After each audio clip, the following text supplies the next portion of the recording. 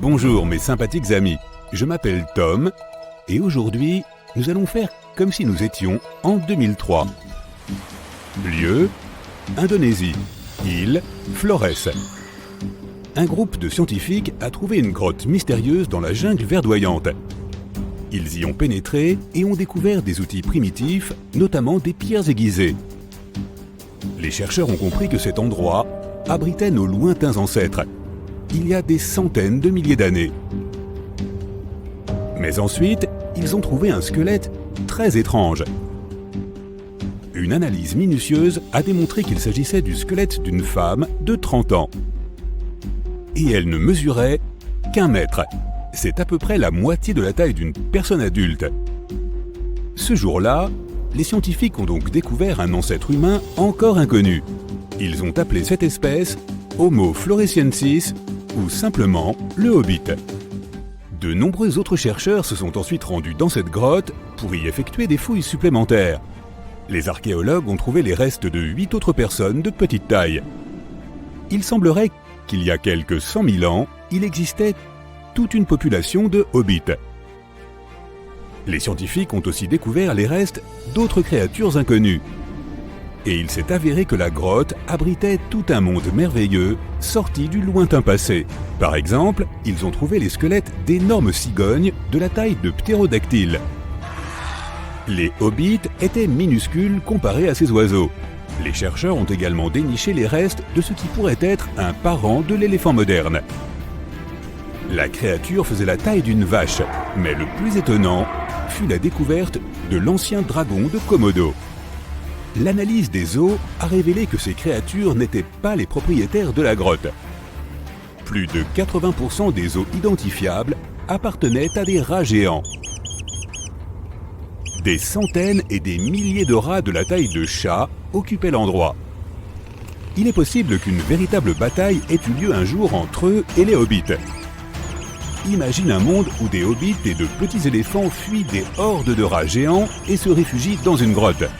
Et au-dessus, d'immenses cigognes tournoient en observant la scène. Quoi qu'il en soit, les analyses ont montré que l'Homo floresiensis représentait une espèce différente de celle qui a donné naissance à l'homme moderne. Par exemple, les chercheurs ont étudié les os du poignet des hobbits. Et ils ont découvert que ces os ressemblaient à ceux des singes et non à ceux des humains modernes. L'homme de Flores avait le front plat et incliné et un petit visage, et ses dents et mâchoires ressemblaient à celles des australopithèques. Après ça, les scientifiques ont transféré toutes les informations collectées sur le crâne qu'ils avaient trouvé vers un programme informatique afin de créer une image tridimensionnelle du visage du hobbit. Et ce que l'ordinateur leur a montré, c'est la tête d'une femme ressemblant beaucoup plus à un humain moderne qu'à un singe. Mais cette même analyse a aussi montré que le cerveau du hobbit était environ 3 fois plus petit que celui d'une personne moderne. Cela suggère que leurs aptitudes mentales n'étaient probablement pas très développées. Selon l'analyse des os et des outils, l'Homo floresiensis pourrait avoir vécu entre 190 000 et 50 000 ans plus tôt. Il est même possible qu'ils aient vécu à côté des ancêtres de l'homme moderne. Pour découvrir exactement qui étaient les hobbits et à quelle branche de l'évolution humaine ils appartiennent, les scientifiques ont lancé une enquête à grande échelle. Une population de pygmées vit non loin de cette grotte. Les scientifiques ont trouvé de nombreuses similitudes dans les proportions faciales des hobbits et des pygmées. Cette tribu pourrait être les descendants directs de l'espèce découverte. Les pygmées ont eux aussi affirmé que c'était le cas. Ils ont apporté de la nourriture et des fleurs dans la grotte en signe de respect envers leurs ancêtres. Mais pour en être sûrs, les scientifiques devaient effectuer une étude génétique. Ils ont engagé 2 traducteurs, de l'anglais à l'indonésien et de l'indonésien au langage pygméen. Les chercheurs ont expliqué à la tribu ce qu'ils voulaient faire, et les pygmées ont accepté. Ils ont fait preuve d'un réel enthousiasme, car ils étaient très intéressés par leur histoire. Les scientifiques ont donc prélevé des échantillons de salive sur 32 volontaires.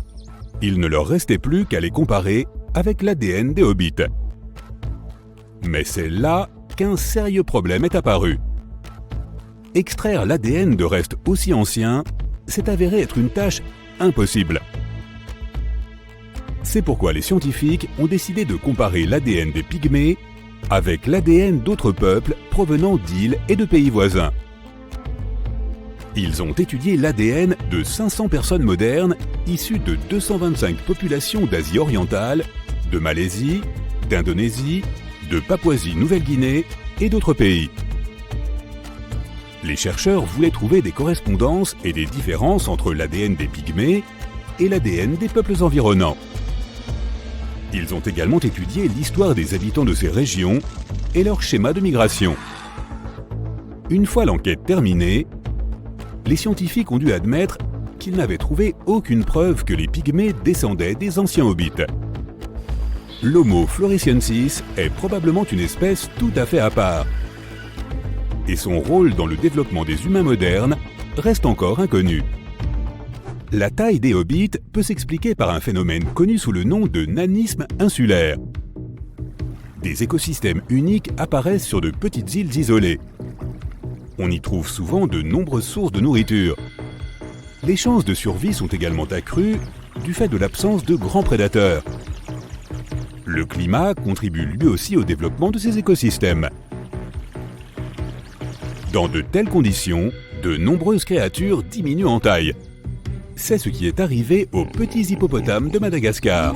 De petits éléphants vivaient sur l'île de Flores. Mais parfois, de tels écosystèmes peuvent aussi donner naissance à des animaux énormes, comme c'est arrivé aux rats et aux cigognes. D'ailleurs, ces rats gigantesques vivent toujours sur l'île. Il existe aujourd'hui un village peuplé par des personnes de petite taille. On y trouve de nombreuses petites maisons. Elles sont faites d'argile et de pierre et ressemblent à de petits châteaux. Dans les rues, tu peux trouver des statues de fées, de grands papillons ainsi que des boules d'argent. Les habitants portent des costumes étranges. Armure de chevalier, robe de princesse, tunique verte, manteau jaune. Sur la place principale, des gens se battent avec des épées, dansent et chantent des chansons. Mais il n'y a pas de magie ici. Tu es dans le royaume des petites personnes. Et avant d'y pénétrer, tu dois payer un droit d'entrée de 15 $. Il y a plus de 10 ans, un homme d'affaires chinois a rencontré plusieurs personnes de petite taille. Elles lui ont raconté les difficultés qu'elles rencontraient dans le monde. L'homme d'affaires a éprouvé de la sympathie pour ces personnes et a décidé d'investir 14 millions de dollars dans la création d'une ville à thème habitée par ces personnes. Ainsi, en 2009, le Parc écologique mondial des papillons et le royaume des petites personnes ont vu le jour. Environ 100 personnes vivent dans cet endroit. Leur taille ne dépasse pas 1,30 m et ils ont tous moins de 50 ans.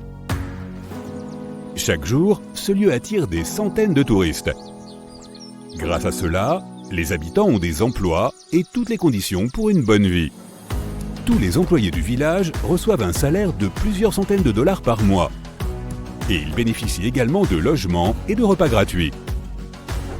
De nombreuses petites personnes qui n'ont nulle part où aller viennent ici pour y trouver un nouveau foyer et une nouvelle famille.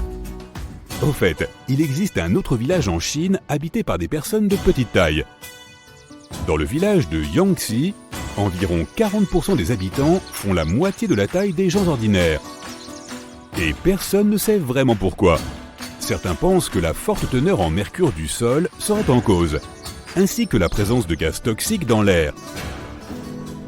Selon une vieille légende locale, un habitant de ce village aurait un jour attrapé une tortue noire aux pattes inhabituellement longues. Il aurait décidé de manger cette créature.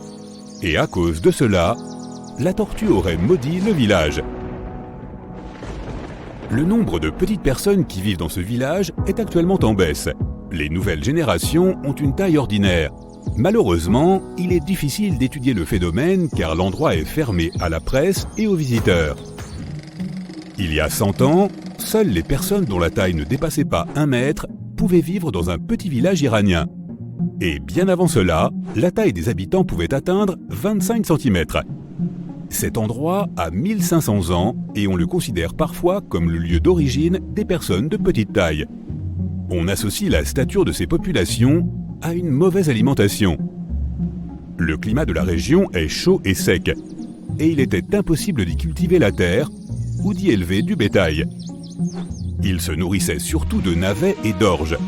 Les habitants du village ne mangeaient jamais de viande. Ce n'est qu'au XXe siècle, avec l'apparition des routes et des voitures, qu'il est devenu possible d'y apporter des aliments plus nutritifs. Aujourd'hui, environ 700 personnes vivent dans le village, et ils sont tous de taille moyenne.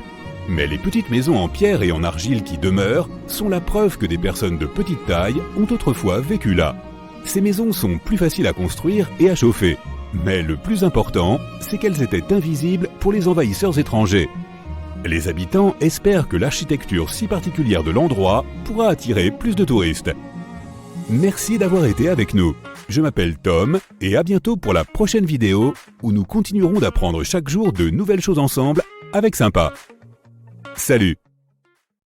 As-tu déjà entendu parler de Göbekli Tepe? C'est un site ancien en Turquie qui a littéralement fait réécrire les livres d'histoire par les historiens.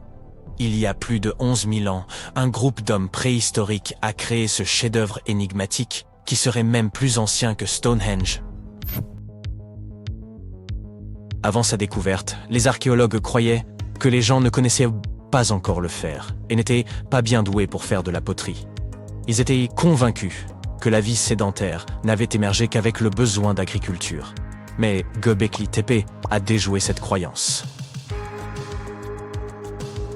Ce lieu a révélé que c'était le temple qui avait ouvert la voie à une vie sédentaire, et non pas un mode de vie agraire.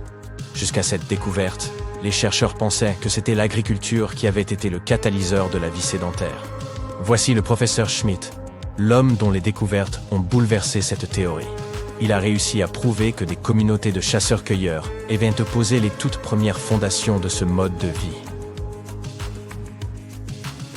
Retour dans les années 60, d'autres archéologues ont visité la région, mais ils ont totalement manqué le coche. En arpentant la région, ils sont tombés sur une colline, où étaient dispersées quelques dalles de calcaire, et en ont conclu qu'il s'agissait simplement d'un ancien cimetière datant du Moyen-Âge. Ils étaient à loin de se douter qu'il y avait tant à découvrir. En 1994, Schmidt s'est lancé dans sa propre enquête sur les sites préhistoriques de la région. Et surprise, il a immédiatement réalisé qu'il avait découvert quelque chose d'extraordinairement unique. Contrairement aux plateaux plats et stériles voisins, Göbekli Tepe présentait un sommet doucement arrondi, s'élevant à 15 mètres au-dessus du paysage environnant. De façon plutôt comique, la traduction du nom de cet endroit est « la colline Ventru ». Schmidt était sûr que seuls des humains auraient pu créer une chose pareille. Ces morceaux de calcaire brisés qui étaient pris à tort pour des pierres tombales se sont avérés être bien plus passionnants. C'était comme tomber sur un trésor caché. Les fragments ont pris un tout nouveau sens, et Schmidt, avec son équipe, se sont apprêtés à plonger dans les secrets cachés sous la surface. À leur grande surprise, ils n'ont trouvé aucune trace d'habitation. Pas de foyer pour cuisiner, pas de maison, et aucun de ces adorables bibelots d'argile communément trouvés dans des sites voisins du même âge. Cependant, ils ont découvert que ces peuples anciens employaient déjà des outils, comme des marteaux en pierre. Schmidt et son équipe ont donc réfléchi ensemble et se sont livrés à une estimation audacieuse de l'âge des structures en pierre de Göbekli Tepe. Leur estimation a été confirmée par quelques datations au carbone effectuées sur place. L'aspect si ancien de ce lieu commençait enfin à avoir du sens. C'était comme un puzzle qui s'assemblait lentement. On pourrait penser qu'à l'époque, les gens n'avaient pas d'outils dédiés à la création de quelque chose d'aussi impressionnant que Göbekli Tepe. C'est faux. Il s'avère que ces hommes préhistoriques utilisaient des outils en silex au lieu de burin en métal sophistiqué. Ils étaient également doués pour tailler le calcaire plus doux et créer des piliers sur place. Ensuite, ils charriaient les piliers sur une courte distance jusqu'au sommet et les plaçaient verticalement. Une fois que les anneaux de pierre étaient terminés, on les couvrait de couches de terre. Avec le temps, on ajoutait de nouveaux anneaux, et voilà. Ça nous donne une colline épatante pour impressionner les gens dans le futur. Au cours de leur première année de fouilles, l'équipe a retrouvé près de 15 000 fragments d'ossements provenant de créatures sauvages. Les autochtones n'avaient pas d'animaux domestiques et ne cultivaient pas leur propre nourriture. Ils chassaient des bêtes sauvages pour leur repas. Mais les choses étaient sur le point de changer, car l'endroit présentait tout ce dont ils avaient besoin pour commencer à se livrer à l'agriculture. Les scientifiques affirmaient qu'ils disposèrent de céréales et de moutons sauvages qui auraient pu être domestiqués. Et devine quoi? À seulement 32 km de là, dans un village préhistorique, des généticiens ont retrouvé des traces des plus anciennes souches de blé domestiquées au monde. Ces découvertes sensationnelles ont complètement changé notre vision de la civilisation. Dans le passé, les experts pensaient que les gens devaient d'abord apprendre à cultiver, puis s'installer dans un endroit avant de pouvoir y construire des temples et développer une société complexe. Mais devine quoi? Les recherches de Schmitt bouleversent cette notion. Il affirme que l'effort incroyable consacré à la construction de ces structures étonnantes a en réalité préparé le terrain en vue du développement de sociétés avancées. Cela signifie que ces changements sociétaux et culturels sont survenus avant l'agriculture. Schmitt entretient cette hypothèse fascinante à propos de Göbekli Tepe. Il pense qu'il aurait pu s'agir d'un lieu de sépulture spécial où les gens laissèrent leurs proches. Et voici le plus beau. Le site funéraire était orné de statues élégantes et de symboles représentant des divinités de l'autre monde. L'idée que Göbekli Tepe aurait pu servir de site sacré ajoute une autre couche de complexité à notre histoire. Alors que le véritable intérêt du site peut nous échapper, les réflexions de Schmitt nous invitent à considérer le lien profond qui unit la vie et l'au-delà et le respect que ces sociétés de chasseurs-cueilleurs auraient peut-être nourri pour leurs défunts ancêtres. Maintenant, évoquons les stars du spectacle. Les fascinantes colonnes en forme de T qui dominent Göbekli Tepe. Ces structures mystérieuses mesurent de 3 à 6 mètres de hauteur et représentent très probablement des figures humaines stylisées. Mais l'une d'elles se distingue du reste. Un bas-relief de lion en 3 dimensions. Cette représentation stimule vraiment notre imagination. Pourquoi ? Parce qu'elle suggère la possibilité que des lions aient erré en Anatolie durant la période néolithique. Ces pierres levées sont disposées en cercle et placées dans des fosses rectangulaires. Chaque cercle a une configuration similaire. 2 grands piliers en forme de T au centre, entourés de piliers légèrement plus petits, orientés vers l'intérieur. Tu parles d'un arrangement élégant. Ces imposants piliers atteignent les 5 mètres et pèsent entre 7 et 10 tonnes. Certains d'entre eux sont simples et épurés, tandis que d'autres sont de véritables œuvres d'art avec des gravures complexes. Les renards, les scorpions et les vautours prennent vie, rampent et se tordent sur les côtés des piliers. Mais il n'y a pas que des animaux qui soient représentés sur ces pierres. Certains piliers portent des formes abstraites représentant des hommes et même de petites gravures figurant des vêtements. Certains d'entre eux ont même des ceintures. Enfin, il y a un pilier qui se démarque des autres, comme une véritable rockstar. Ce très ancien pilier de pierre suggère qu'une comète se serait écrasée sur Terre. Cela s'est produit pendant une période froide qui a duré environ un millénaire. Des études antérieures, examinant les carottes de glace du Groenland, avaient déjà évoqué cette théorie de la comète. Mais maintenant, les gravures de Göbekli Tepe la confirment. Les gravures de ces piliers sont comme une bande dessinée historique. Elles montrent même une figure humaine sans tête. Les chercheurs ont traité ces images par ordinateur et ont découvert leur lien avec les constellations, ce qui indique que ce temple aurait pu être un ancien observatoire. C'est comme si nos ancêtres essayaient de documenter cet événement cataclysmique de leur manière unique.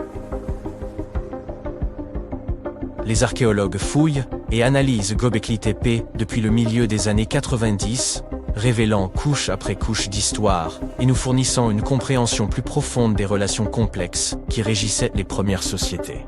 Et ils n'ont aucune intention de s'arrêter pour les 150 années à venir. Qui sait ce qu'on trouvera encore ? Car vois-tu, Göbekli Tepe a été uniquement considéré comme un site rituel, sans signe d'activité domestique. On nous a laissé croire que l'absence d'eau signifiait qu'il ne pouvait pas supporter de communautés semi-sédentaires. Mais les chercheurs pensent qu'il est temps de secouer les choses et d'approcher Göbekli Tepe avec un regard neuf. Il pourrait être bénéfique de remettre en question ce que nous croyions auparavant et d'utiliser de nouvelles preuves et différentes façons de penser. Einstein. Il pourrait y avoir un groupe de personnes vivantes dans cette région qui ne restaient pas au même endroit tout le temps. Ils se déplaçaient un peu mais avaient tout de même une culture propre, vivant dans la région de manière semi-sédentaire. Göbekli Tepe n'est pas seulement l'emplacement d'un temple unique, mais aussi d'une incroyable collection de plus de 20 structures anciennes. À mesure que les archéologues sondent les profondeurs de cette merveille, ils en comprennent la disposition unique, avec 2 points focaux proéminents au cœur de chaque fondation, complétés par des structures plus petites et des murs de partage. Ce qui était encore plus fou, c'est que l'on compte également plus de 200 obélisques dans les parages. Voici un jeune homme en costume. Il a un secret. Il est dans la salle de bain, debout devant son miroir, et il se lave le visage à l'eau froide pour se donner du courage. Il n'y a personne d'autre que lui ici, mais il n'est pas seul. Notre ami a l'air nerveux. Il se tape sur les joues, regarde dans le miroir et dit « Pas d'inquiétude, on va s'en sortir. Ça fait tellement longtemps qu'on fait ça, on va gagner. » S'il dit « on », ce n'est pas parce qu'il a une double personnalité. Et non, il ne s'adresse pas non plus à une autre personne au moyen d'un petit microphone. Il dit « on » parce qu'il sait quelque chose. Techniquement parlant, il n'est pas seulement humain, il est un groupe de milliards de créatures vivantes. Lui, toi et nous tous sur Terre ne sommes pas exactement ce que nous pensons être. Ton corps n'est constitué de cellules humaines qu'à 43%. Les 57% restants sont des microbes et des bactéries. Cet homme va maintenant monter sur scène pour nous révéler ce secret.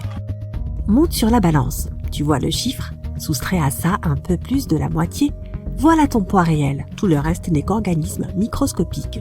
C'est difficile à croire car dans ce cas, ton corps devrait constamment changer de forme et se désintégrer en minuscules particules. Tu verrais ta peau palpiter et bouger continuellement. Heureusement, cela ne se produit pas pour 2 raisons. Premièrement, les microbes sont minuscules, leurs mouvements ne sont pas visibles. Deuxièmement, la plupart de ce monde microbien se trouve dans un endroit sombre que nous ne pouvons pas voir, un endroit sans accès à l'oxygène, dans nos intestins. C'est là que des milliards de petites créatures se promènent en nous. Tu te sens un peu encombré tout à coup ? Certaines de ces créatures étaient déjà là avant notre naissance. Mais la plupart sont des colons qui sont entrés en toi avec la nourriture et l'eau. À la surface de ton corps, tous les microbes proviennent de l'environnement. Chaque recoin de ta peau est couvert de microbes. Quels que soient tes efforts, il est impossible de t'en débarrasser. Il y a plus de microbes que de cellules humaines. Notre génome est composé d'environ 20 000 gènes. Le nombre de gènes de microbes présents dans le corps humain est compris entre 2 et 20 millions. Cela signifie que techniquement, nous ne sommes pas tant des personnes que des microbes. Mais ce n'est pas grave, le génome des microbes complète le nôtre. Un tel modèle d'existence est une véritable mine d'opportunités pour la médecine. Le microbiome humain comprend des bactéries, des champignons et d'autres micro-organismes. Ils sont divisés en de nombreuses espèces et chaque type remplit ses propres fonctions. Certains microbes sont responsables de l'extraction des vitamines dans les aliments. D'autres aident à la décomposition des substances nocives. Un autre type aide ton ventre à digérer les aliments. Un groupe distinct régule ton système immunitaire, le protège contre divers maux, parasites et virus. Certains contrôlent ton poids. En termes simples, les microbes améliorent ta vie, aident ton corps à fonctionner et ont une grande influence sur ta santé. Il existe des micro-organismes qui provoquent des maladies. Ils altèrent l'immunité ou affectent les organes vitaux. Imagine que tu saches exactement quelles bactéries sont responsables de ta mauvaise santé. Ensuite, tu trouves un moyen de t'en débarrasser. Il peut s'agir d'une pilule qui sera un poison pour ces microbes. Tu la prends et le remède supprime tous les parasites nuisibles à l'intérieur de ton corps. Une maladie peut également apparaître à cause d'un manque de bons microbes. C'est l'une des façons dont les médecins soignent et guérissent les gens partout sur Terre. Disons que tu as trouvé un groupe de microbes qui aident à renforcer les muscles. Ensuite, tu découvres quel oligo-élément aide ces bactéries à travailler plus rapidement et plus efficacement. Tu ajoutes cette vitamine à ta nourriture ou tu achètes tout simplement une pilule contenant 1 milliard de ces microbes. Résultat, tes muscles se développent 2 fois plus vite. La présence ou l'absence de certains microbes indique l'état de ton corps dans son entier. Un échantillon de tes microbes peut révéler ton niveau de santé ou la présence d'une maladie. Toute personne peut donc aider son corps à aller mieux, non seulement grâce à la génétique, mais aussi grâce à la médecine microbienne. L'étude des microbes humains est moins chère, plus efficace et plus rapide que les modifications génétiques, qui sont complexes et coûteuses. Ce domaine commence tout juste à se développer, mais nous avons déjà fait quelques découvertes. Autrefois, l'humanité pensait que les microbes étaient des ennemis. Nous avons inventé de nombreux moyens pour détruire les bactéries et les virus. Mais en plus des microbes nuisibles, ces remèdes se débarrassent des bons. Maintenant, les scientifiques ont compris que les microbes peuvent tout aussi bien sauver des vies que les détruire, alors ils ont lancé des recherches à grande échelle sur ce sujet. Examinons le cas d'un panda géant. Cet animal, qui a une grande quantité de graisse sous la peau, est omnivore. Il mange rarement de la viande. Son régime alimentaire se compose principalement de baies et de pousses de bambou. Mais en hiver, il n'y a rien de tout cela, alors les pandas se nourrissent de feuilles de bambou. Cette nourriture est peu calorique. Elle ne contient presque pas de protéines. Mais malgré tout, les pandas n'auront pas perdu le poids après un hiver froid. Récemment, des scientifiques ont découvert la raison de cela. C'est grâce à un microbiome unique. Chaque hiver, un grand nombre de bactéries uniques naissent dans leurs intestins. Ces microbes extraient et synthétisent les substances utiles présentes dans les feuilles de bambou mieux que les autres et préservent aussi le poids du panda. Les scientifiques ont mis ces bactéries dans des mulots. Les petits rongeurs ont commencé à prendre du poids beaucoup plus rapidement. Les hamburgers, les gâteaux et d'autres aliments riches contiennent des calories et favorisent le développement de colonies de microbes qui contribuent à la prise de poids. Ces millions d'espèces de microbes ont des millions de fonctions différentes. En théorie, chacune de ces fonctions peut être utilisée pour le bien des humains. Imagine que tu aies besoin de perdre ou de gagner du poids et que tu ajoutes simplement ces microbes à ton déjeuner. Tu veux mieux dormir ou combattre la somnolence? Bois des microbes qui auront un effet sur la production d'hormones du sommeil. Tu veux renforcer ton tissu osseux? Pas de problème. Les bactéries ne sont pas seulement à l'intérieur de notre corps, elles sont partout. Une grande partie de la planète est composée de microbes. Ces organismes minuscules se multiplient constamment. Regarde, il y en a 1 billion sur ton clavier. Une bactérie augmente de taille et se divise en 2 bactéries. Au bout de quelques minutes, ces 2 nouvelles bactéries augmentent en taille et se divisent à leur tour. 4 micro-organismes apparaissent. Chacun d'entre eux se divise en 2. La colonie de bactéries se développe rapidement. Avec une reproduction aussi rapide, un microbe peut fabriquer 1 tonne de descendants en seulement 24 heures. Au bout de 5 jours, ces bactéries rempliront toutes les mers et tous les océans. Elles pèseront plus que la planète entière. Dans des conditions idéales, les bactéries pourraient s'emparer du monde entier. Cependant, cela n'arrivera jamais. Les conditions ne sont pas réunies pour une croissance bactérienne incontrôlée. La vitesse à laquelle elles se multiplient est égale à la vitesse de leur destruction. La sécheresse, l'eau, la lumière, les températures élevées, les gaz, l'humidité, tous ces phénomènes aident à contrôler leur population. En même temps, les microbes sont responsables de la plupart des réactions chimiques sur Terre. Une vieille pomme sur le sol pourrit à cause des microbes et des bactéries. La moisissure se forme sur le pain à cause des micro-organismes. Mais ils ne se contentent pas d'exister et d'affecter l'état de tout matériau et des autres créatures vivantes. Une guerre sans fin pour la survie est constamment en cours dans le monde des micro-organismes. Les bactéries géantes absorbent les plus petites. Les microbes à pic terrassent les microbes longs. Il existe aussi des virus qui pénètrent dans les bactéries pour les infecter avec leurs cellules. Une petite boule contenant un virus peut détruire une colonie entière de microbes. Les virus se multiplient et s'emparent de plus en plus de territoires, jusqu'à ce qu'ils tombent sur de fortes cellules immunitaires. Il existe aussi des créatures qui ressemblent à des robots. Elles ont l'air de diamants dotés de jambes mécaniques. Malgré cette apparence inhabituelle, ils sont 100% naturels. On les appelle des bactériophages. Ils n'ont qu'un seul but, détruire toutes les bactéries. Les bactériophages sont une protection supplémentaire de la planète contre la reproduction incontrôlée des microbes. Lorsque certains micro-organismes se multiplient, ils laissent des déchets en décomposition. Ces déchets sont nocifs pour les humains. Les bactériophages combattent ces microbes et nous sauvent la vie. Le plus cool, c'est que ces défenseurs ne cherchent pas à prendre le contrôle de la planète. Ils ne s'attaquent qu'aux bactéries. Chaque seconde, des milliards de microbes se battent contre des milliards de bactériophages, sur toutes les surfaces, comme dans un jeu vidéo. Le bactériophage saute sur la bactérie et injecte son code génétique à l'intérieur. Ce code est constitué d'éléments séparés qui se connectent les uns aux autres à l'intérieur du corps du microbe pour former un nouveau bactériophage. Après ça, il détruit la bactérie de l'intérieur et s'attaque à la suivante. Regarde attentivement le bout de ton doigt, il y a beaucoup de vie à cet endroit. Les plus forts survivent, les faibles disparaissent. Lave-le et de nouvelles bactéries arriveront avec l'eau.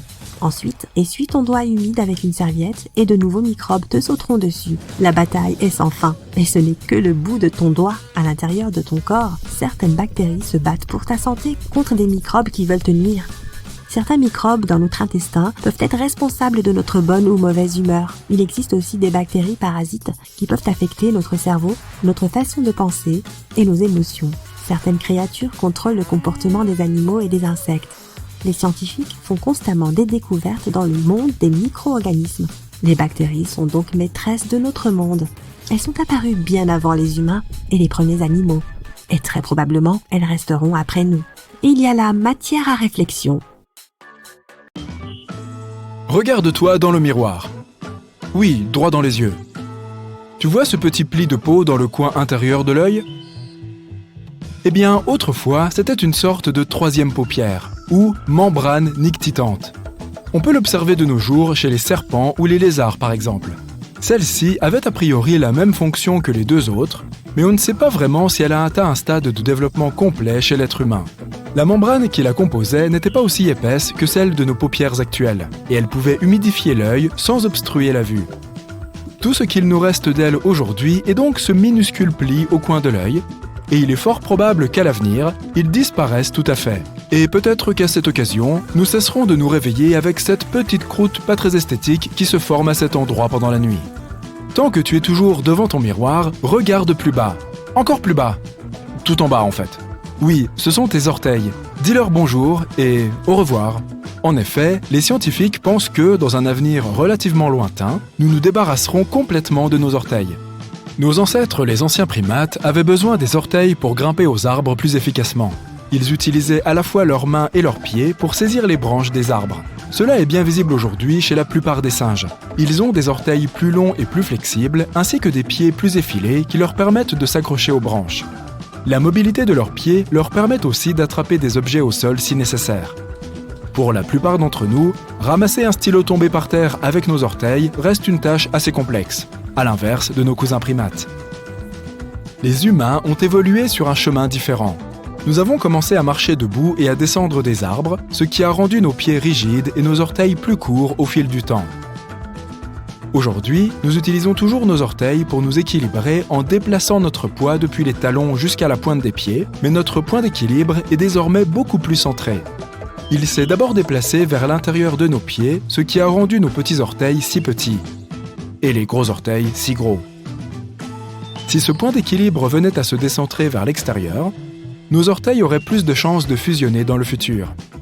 Maintenant, retourne-toi et regarde ton magnifique derrière. Si tu es déjà tombé d'un skateboard ou si tu as glissé sur une plaque de verglas, tu dois probablement te souvenir à quel point il est douloureux de heurter une surface dure directement sur le coccyx. Heureusement pour nous, les scientifiques prédisent que cette excroissance osseuse va bientôt disparaître au cours de l'évolution. Le coccyx est une autre caractéristique léguée par nos ancêtres primates. Et là encore, ils avaient besoin de leur queue pour être plus mobiles parmi les branches des arbres, s'en servant pour se balancer d'un arbre à l'autre. Il est difficile de dire quand les humains ont laissé tomber leur queue pour ne plus jamais s'en servir. Mais les faits sont ce qu'ils sont. La seule chose qui nous rappelle ces jours glorieux, où l'on sautait aisément d'arbre en arbre, est ce petit bout d'os à peu près inutile en bas de notre dos. Revenons au visage maintenant. Ouvre la bouche et fais « Ah ». Si tu as la chance de ne pas avoir de dents de sagesse, alors tu peux être fier de savoir que tu es un pur produit de l'évolution. Comme tu le sais peut-être, les dents sont la seule partie du corps humain qui ne se répare pas toute seule. Si tu perdais toutes tes dents à cette sombre époque où il n'y avait pas de dentiste, ta seule option consistait à ne consommer que des aliments liquides. Les scientifiques pensent que la nature nous a donné des dents de sagesse pour remplacer les dents plus anciennes et usées que nous avons depuis l'enfance. C'est pourquoi elles poussent si tard dans notre vie. Mais aujourd'hui, avec tous les progrès réalisés par la chirurgie dentaire, nous avons tendance à garder presque toutes nos dents intactes jusqu'à un âge avancé. Et même si nous en perdons, nous pouvons toujours les remplacer. Cela fait des dents de sagesse un vestige un peu dépassé, ce qu'elles semblent comprendre par elles-mêmes, puisque de moins en moins de personnes n'ont besoin de subir l'épreuve que représente leur extraction à l'âge adulte. En parlant de dents, toute notre mâchoire a évolué au cours des 10 000 dernières années. Et il est prévu qu'elle change encore plus à l'avenir. En fait, de toutes les parties de notre corps, c'est celle qui s'est transformée le plus rapidement. Lorsque les premiers humains survivaient grâce à la chasse et à la cueillette, ils avaient besoin de mâchoires massives et puissantes ainsi que de dents plus grandes pour pouvoir mâcher la viande crue et broyer les plantes. Lorsqu'ils se sont mis à cuisiner, puis à cultiver, leur nourriture est devenue moins dure et leurs mâchoires se sont adaptées en conséquence.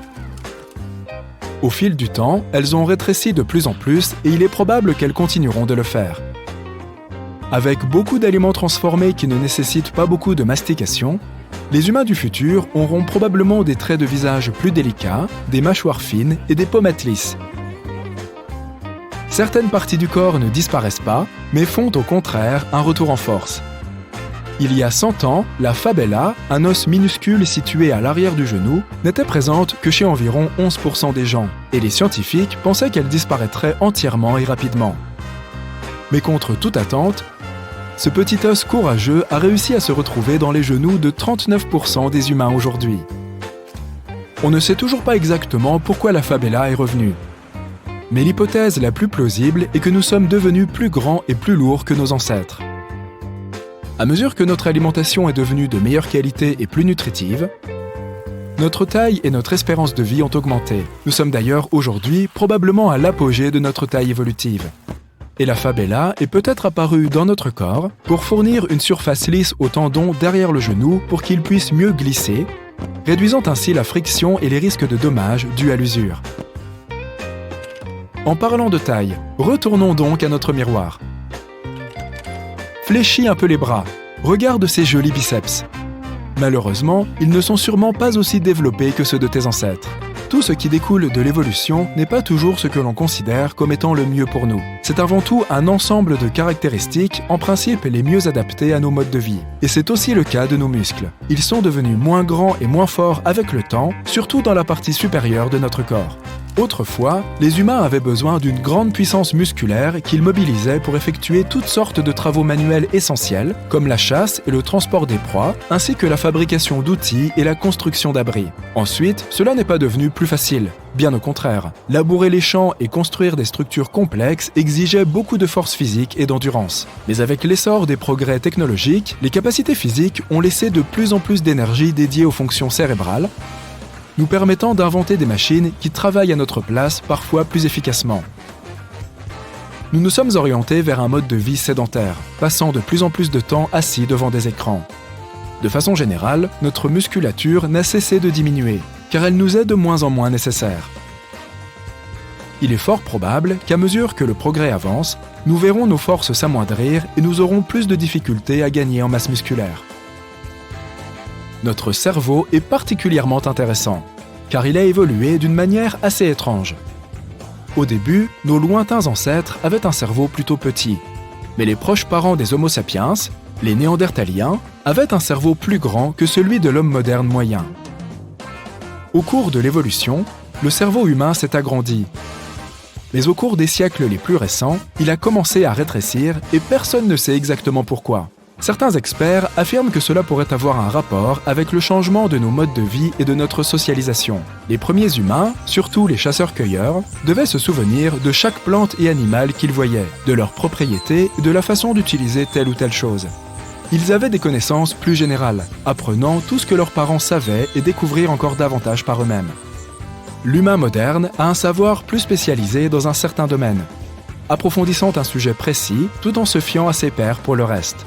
Alors que nos ancêtres travaillaient majoritairement en groupe dans lesquels tous savaient plus ou moins tout faire et pouvaient se remplacer les uns les autres, nous avons plus tendance à former des équipes où chaque membre a une tâche spécifique et est irremplaçable. Au bout du compte, la taille du cerveau ne semble pas avoir une importance si capitale. Les orques et les éléphants, par exemple, ont un cerveau beaucoup plus gros que le nôtre, ce qui ne les rend pas forcément plus intelligents. Plus heureux ? Peut-être bien. Et si nous nous projetons encore plus loin dans l'inconnu, c'est-à-dire dans des millénaires, nous pourrions développer des caractéristiques incroyables. Certains vont jusqu'à dire que, si le niveau des mers continue à augmenter, les humains pourraient s'adapter à la vie sous-marine. Nous pourrions avoir des mains et des pieds palmés pour mieux nager et même développer des branchies pour respirer sous l'eau. Autre scénario, si nous allons dans l'espace et commençons à coloniser d'autres planètes, nous devrons inévitablement nous adapter à leurs conditions. Mars, par exemple, a une gravité plus faible et un climat beaucoup plus froid. Cela rendrait probablement les humains plus grands et plus légers, mais pourrait aussi les amener à développer leur pilosité pour se tenir au chaud. Des planètes avec une gravité plus forte et des températures plus élevées transformeraient, au contraire, les humains en créatures trapues, robustes et probablement dépourvues de poils. Les possibilités sont infinies. Peut-être qu'à cause des réseaux sociaux, nous deviendrons simplement de petites formes floues avec de grands yeux et des pouces, et pas grand-chose d'autre. Ce sera tellement plus pratique pour envoyer des messages et des likes. Quel Savais-tu que nous sommes les seuls animaux de la planète à avoir un menton? Juste nous, les humains. Les primates n'en ont pas, et même nos proches parents éteints comme les néandertaliens n'en ont jamais eu non plus. Les scientifiques ont plusieurs théories sur la raison pour laquelle les Homo sapiens ont un menton. Tout d'abord, il pourrait être là pour nous aider à mâcher les aliments, car cet os supplémentaire pourrait atténuer les actions mécaniques stressantes comme la mastication. Mais si nous avions vraiment besoin de ce genre de soutien pendant la mastication, nous aurions probablement plus d'os sur le côté intérieur de la mâchoire, quelque part près de la langue, plutôt que sous la mâchoire.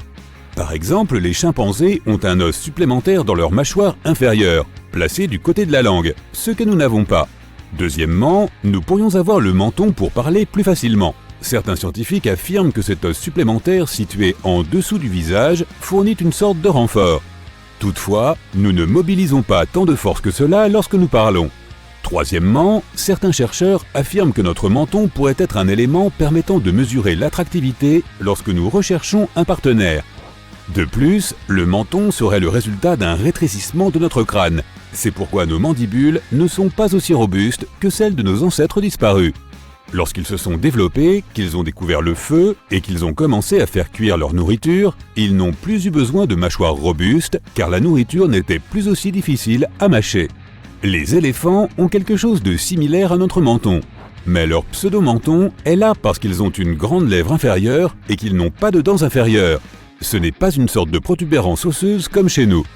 Nos cellules sont si petites que si tu en réunissais 10 000, elles pourraient tenir sur la tête d'une épingle. Le cerveau humain a une capacité de mémoire impressionnante. Il compte environ 100 milliards de neurones. Il te faudrait plus de 3000 ans pour les compter tous. Si nous pouvions stocker une mémoire sur chaque neurone, notre cerveau finirait par manquer d'espace et nous aurions un espace de stockage limité, comme sur une clé USB ou un iPod. Il serait alors possible que notre cerveau soit saturé. Les neurones sont liés les uns aux autres, chacun a 1000 connexions avec les autres. Ainsi, notre capacité de mémoire augmente de façon exponentielle. Il est difficile de la mesurer, mais elle pourrait être de plusieurs millions de gigaoctets. Si notre cerveau était un magnétoscope numérique, il pourrait enregistrer 3 millions d'heures de tes émissions préférées. Et pour cela, il faudrait laisser la télévision allumée pendant plus de 300 ans. Chaque fois que nous rions, pensons, regardons quelque chose, rêvons, bougeons ou faisons une autre activité avec notre corps, de petits signaux électriques et chimiques circulent entre les neurones le long de ces connexions. Notre cerveau est toujours actif et parfois, il est même plus actif lorsque nous dormons que lorsque nous sommes éveillés. À propos, les neurones produisent et envoient plus d'informations que tous les téléphones du monde entier. Un seul neurone ne produira pas autant d'électricité, mais tous ensemble, ils en produisent suffisamment pour alimenter une ampoule. Notre cerveau est un organe ridé, mais si tu pouvais ouvrir ton crâne pour le retirer et le lisser, il ferait la taille d'une tête d'oreiller moyenne. Lorsqu'un insecte se pose sur ta jambe, les neurones sensoriels de ta peau envoient un message à ton cerveau à une vitesse impressionnante de 240 km/h. Le cerveau renvoie un message pour que ta jambe se débarrasse de l'insecte encore plus vite, à environ 320 km/h. Notre cœur bat plus de 3 milliards de fois au cours d'une vie moyenne et pompe plus de 47 millions de litres de sang. Les humains ont des empreintes digitales uniques, tout comme les koalas, les chimpanzés et les gorilles. En plus des empreintes digitales, les humains ont aussi une empreinte de langue unique, et ils ont un menton. Nous sommes les seuls animaux qui dorment sur le dos et les seules créatures qui peuvent dessiner des lignes droites. Et nous avons un menton. Plus de 50 000 cellules de ton corps ont été remplacées par de nouvelles cellules en quelques secondes seulement pendant que tu regardais cette partie de la vidéo. Tu n'as pas remarqué ? Oui, tout notre corps se régénère, mais les dents sont la seule partie qui ne peut pas se guérir toute seule. En parlant de dents, les gauchers mâchent surtout la nourriture sur le côté gauche de leur bouche, tandis que les droitiers le font sur le côté droit. Et dans chaque cas, nous bougeons notre menton. Nos doigts sont très sensibles, mais nos lèvres le sont des centaines de fois plus. Beaucoup d'animaux peuvent bouger leurs oreilles pour trouver une source sonore autour d'eux, tandis que la plupart des humains ne peuvent pas du tout les bouger. Ton poumon gauche est environ 10% plus petit que le droit, car il doit laisser de la place à ton cœur. Il peut aussi contenir moins d'air. Tes poumons abritent 2400 km de voies respiratoires et plus de 300 millions d'alvéoles qui pourraient couvrir environ un quart d'un court de tennis. Les poumons sont le seul organe de notre corps qui peut flotter sur l'eau. Les ongles des pieds poussent environ 4 fois moins vite que ceux des mains, parce que nous faisons plus de choses avec nos mains qu'avec nos pieds, de sorte que nous causons plus de traumatismes à nos ongles de main. Muscle était à l'origine un terme latin qui signifie « petite souris ». Lorsque les anciens Romains fléchissaient les muscles de leurs biceps, cela leur faisait penser à une souris. Notre cerveau reçoit et utilise plus d'un quart de l'oxygène total que reçoit notre corps. Chacun de nous possède plus de microbes qu'il n'y a d'étoiles dans notre galaxie, des trillions et des trillions d'entre eux. Rien que dans notre bouche se trouvent des milliards de bactéries, et plus de 2300 types de bactéries se nichent dans notre nombril. Berk! Mais elles sont toutes si petites que si tu pouvais rassembler tous les microbes de ton corps, ils pèseraient autant que ton cerveau, soit environ 1,5 kg. Il y a de fortes chances que ta main droite ait des types de microbes différents de ceux de la main gauche. Cela arrive parce qu'ils recouvrent notre peau de la tête aux pieds et leur variété dépend de l'épaisseur, de l'humidité, de la température, de la texture et de la chimie de notre peau, qui peut changer lorsque nous utilisons notre main droite et notre main gauche de différentes manières. Il y a plus de microbes que le nombre de nos propres cellules humaines dans notre corps. Mais ne t'inquiète pas, ils permettent à des éléments comme le système digestif, le système immunitaire et notre cerveau de fonctionner correctement. Le sens du goût est environ 10 000 fois moins sensible que celui de l'odorat. La saveur est juste un mélange de perception de l'odorat et du goût. Nous pensons que nous percevons le goût, mais l'odorat est dominant lorsqu'il s'agit de reconnaître ce que nous avons en bouche. De plus, l'odorat est lié à nos souvenirs. Des odeurs particulières peuvent presque immédiatement faire remonter des souvenirs et déclencher des émotions assez fortes. C'est la fameuse Madeleine de Proust. Le rythme cardiaque normal d'un adulte est de 75 battements par minute. Lorsque tu mets ta chanson préférée ou que tu aimes simplement écouter de la musique, les battements du cœur se synchronisent avec le rythme. Nos yeux sont très performants et notre vision est si forte que nous pouvons voir la lumière provenant de la flamme d'une bougie, même si elle se trouve à plus de 2,7 km. En moyenne, les humains ont tellement de graisse dans leur corps que l'on pourrait produire 7 barres de savon avec. Nos ongles et nos cheveux sont faits de kératine, une matière que l'on retrouve dans des parties du corps de certains autres animaux. Par exemple, les griffes, les sabots, les cornes, la laine, la fourrure, les plumes, les becs, les carapaces de tortue, les piquants de porc-épic. La durée de vie moyenne d'un cil est d'environ 150 jours, puis il tombe. L'os hyoïde, placé dans notre gorge, est le seul os de notre corps qui n'est pas attaché à d'autres os. C'est aussi le seul qui n'a pas d'articulation. Sur les 206 os de notre corps, 52 se trouvent dans nos pieds, dont 28 uniquement dans les orteils. Le plus petit os de notre corps, l'étrier, se trouve dans l'oreille. Il ne mesure que 2,8 mm de long et est entouré d'autres os minuscules à l'intérieur de l'oreille. Ils sont tous si petits qu'ils pourraient tenir sur une pièce d'1 centime. Mais ils sont aussi très importants car sans eux, nous ne pourrions pas entendre. Nos poils nous aident à entendre. Pas ceux qui poussent sur nos jambes, bien sûr, mais notre cochlée abrite environ 15 000 cellules capillaires microscopiques. Elles détectent chaque mouvement qui entre dans la cochlée et captent, puis transportent le son jusqu'à notre nerf auditif. De là, les vibrations et les mouvements sont envoyés au cerveau, et nous pouvons alors reconnaître le son que nous avons entendu. Notre corps est fait de poussière d'étoiles. De nombreux éléments de notre corps sont passés par quelques supernovas. Les premières étoiles n'étaient que des amas gazeux qui ont été rassemblés et à un moment donné ont commencé à se consumer. Tout cela a conduit à une réaction nucléaire en son centre. Les étoiles qui ont existé juste après le Big Bang étaient plus de 50 fois plus grosses que notre Soleil. Un processus constant de fabrication des éléments se produisait à l'intérieur d'elles, et ces étoiles géantes brûlaient leur combustible plus rapidement. La plupart des éléments du corps humain ont été formés dans ces étoiles pendant des milliards d'années, avant même que le Big Bang ne se produise. Et pourtant, nous, les humains, sommes les seuls à avoir un menton. Prêt pour un choc ? Seulement 43% de ce qui te compose t'appartient réellement. Le reste, ce sont tes sympathiques voisins. Des créatures microscopiques qui t'aident à fonctionner correctement. Elles vivent principalement dans ton intestin, mais se répandent aussi dans d'autres parties de ton corps et ne le quittent jamais. Pourtant, même si tes propres cellules sont moins nombreuses que les cellules microbiennes, il y en a environ 100 billions en toi. Si tu prends tous les microbes qui vivent dans ton corps et que tu comptes leurs gènes, tu trouveras entre 2 et 20 millions de gènes et leurs combinaisons. Il s'avère que les tomates ont plus de gènes que les humains, mais cela ne devrait pas t'inquiéter, car ce n'est pas le nombre de gènes qui compte, mais la complexité de leurs connexions.